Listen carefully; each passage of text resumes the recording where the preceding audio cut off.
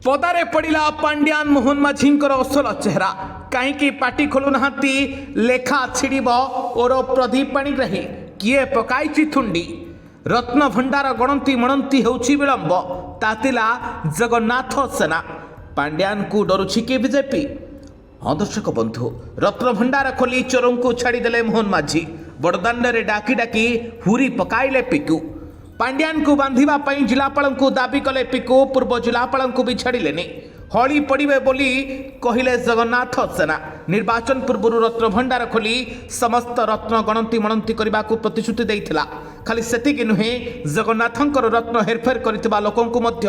क्षमा दियाजिब नाही बोली कहा जाइथिला। एमिति कि वर्तमान गृहमंत्री अमित शाह मध्य कहिथिले रत्न भंडार एवं चिटफंड ठकेई मामला को नहीं जी भी एथिरे संपृक्त अर्थंती तांकु ओलोटा टांगी दियाजिब तेबे केबे ओलोटा टंगा जीव केबे तांकु दंड मिलिबो ए नहीं प्रश्न करुछंती पिकू जहाकी परोक्ष भाव में पांड्यान को इंगित करुछि। तेबे सरकार गढ़िबा परे बीजेपी रत्न भंडार खोलिला सिना हेले 6 मास परे भी गणति करि परिला नाही आ चोर को बांधिबा तो दूरर कथा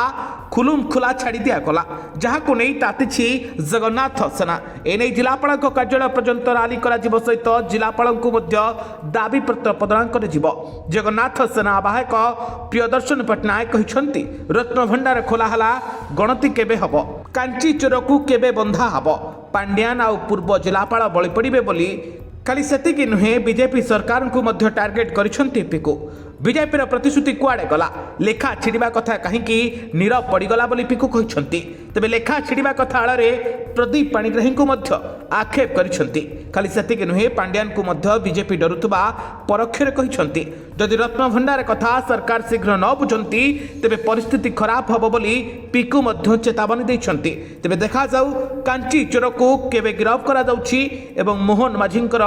सक्षम होउछि कि नाही। ब्यूरो रिपोर्ट विरोध न्यूज।